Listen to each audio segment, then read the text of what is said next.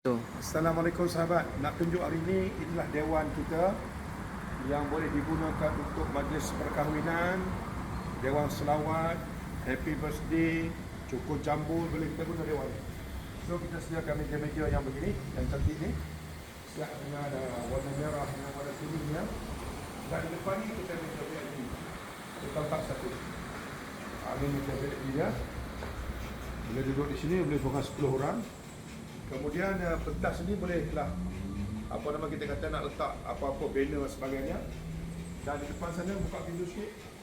Depan sana tempat parking yang luas. Buka pintu. Buka pintu. Ada tempat parking yang luas di depan sana. Dan di tepi sana sering boleh letak parking. Di depan sini pun boleh lagi letak kita punya kita kata tetamu boleh duduk di sini. Paksa tetamu. Dan di dalam ni adalah homestay kita. Maknanya kalau sewa, dewan boleh sewa homestay satu kali.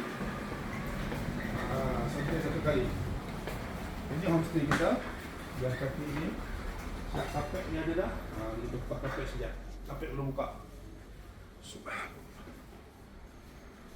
Ada kapeknya, ada kursi jatinya. Dan ada 3 bilik, ada aircon. Bilik sini pun ada dia punya aircon dia. Ada kipas, cantik ni. Ada kipas. So bilik ni pun sama juga. Ada aircon, ada kipas. Ada aircon, ada kipas. Ada katil double decker. Kemudian ni ada ruang untuk makan. Meja bulat. Ada tandas satu di sini. Nampak ada tandas satu. Dan di sini adalah bilik master bedroom. Master bedroom pun kita ada. Ada kipas, ada aircon. Ada lampu tidur. Dan ada bilik air. Ini master bedroom. Jadi boleh sewa dengan harga yang murah. Nanti boleh hubungi kami dengan nombor telefon yang ada. Dan ini adalah dapurnya. Sahabat tengok dapurnya. Ada juga kita sediakan air panas, sejuk semua ada. Kemudian boleh masak di dapur. Ada untuk air panas. Kemudian ada icebox yang sentiasa hidup. Kita juga sediakan sedikit minuman bagi tetamu yang tinggal di homestay kita. Ada pemadam api untuk keselamatan, insya-Allah.